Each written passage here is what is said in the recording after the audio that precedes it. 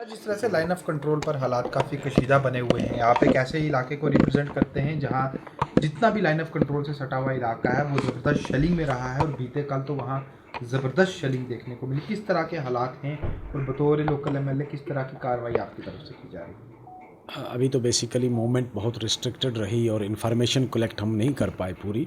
بہرحال کچھ ایریا میں جس طرح منگناڑ میں، آپ کے راجدھانی اپر میں، لمبی باڑی ایریا اور یہ جو پریہالی ایریا تھا، اس میں بہت ہیوی شیلنگ ہوئی ہے.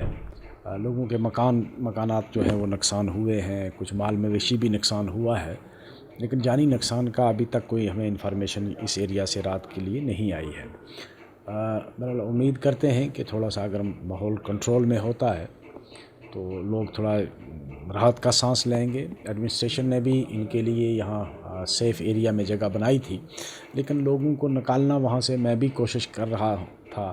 اور میں آپ کی وساطت سے آج بھی ان سے ریکویسٹ کروں گا کہ مال مویشی کو چھوڑ کر آپ اپنی جان کو فی الحال بچانے کی کوشش کریں، اور جہاں ایڈمنسٹریشن کہتی ہے آپ کو وہاں آپ شفٹ کریں سیف ایریاز میں، جہاں انہوں نے سیف ایریا آپ کے لیے ڈکلیئر کیا ہے. ہمارے لوگوں میں وہاں ایک واقعی خوف و ہراس ہے، اور وہاں بنکرز کی قلت ہے. بنکرز جو ہیں وہ بھی ہیبیٹیبل نہیں ہیں. اگر بنکرز موافق مقدار میں اگر ہوتے تو آج ہم کو یہ پریشانی نہیں ہے. میڈیکل فیسلٹی کس طرح کی ہے راجوری ضلع کی؟ دیکھیں، میڈیکل فیسلٹی ابھی اتنی ایمرجنسی تو ہوئی نہیں ہے، لیکن جنگی حالات میں میڈیکل فیسلٹی جتنی مرضی آپ ایکوپمنٹ آپ کے پاس ہوں، مین پاور بھی ہو، وہ پوری نہیں ہو سکتی ہے. جنگ آخر جنگ ہے، اور میں ان سے آج کہنا چاہتا ہوں جو لوگ کہتے تھے کہ جنگ کرو، کیونکہ انہوں نے جنگ کبھی دیکھا نہیں تھا. ہمارے باپ دادا نے، ہماری تیسری چوتھی نسل ہے جو جنگ ہی دیکھ رہے ہیں. ہمیں پتہ ہے کہ جنگ میں کیا حالات بنتے ہیں. اور جن لوگوں نے، جن کے باپ دادا نے جنگ نہیں نہ دیکھی تھی، وہ کہتے تھے جنگ کرو.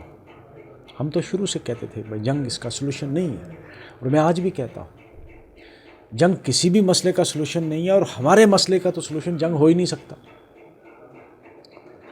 ہم ساتھ ہیں. اگر آپ جنگ ہی کرنا چاہتے ہیں تو ہم اس کے لیے بھی ہم فوج کے ساتھ کھڑے ہیں، اور آج موقع ہے. آپ پی او کے کو آپ لے سکتے ہیں، ہم آپ کے ساتھ ہیں.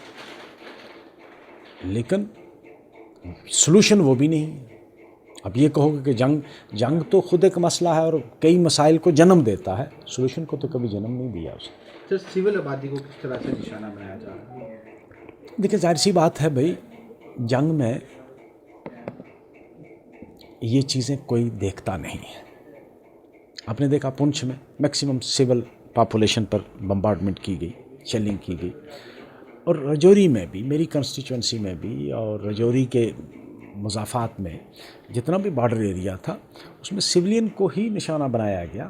تو جنگ میں یہ چیزیں کوئی نہیں دیکھتا ہے. حالانکہ انٹرنیشنل لا کے مطابق آپ سولین ایریا میں بمبارڈمنٹ نہیں کر سکتے ہیں، لیکن اس کا پالن کون کرتا ہے؟ جنگ تو آخر جنگ ہے. وہاں کوئی جنگ از لا لیسنس. وہ کہتے ہیں نا کہ everything is fair in love and war, so it's a war. War میں یہ چیزیں کون دیکھتا ہے؟ ٹھیک.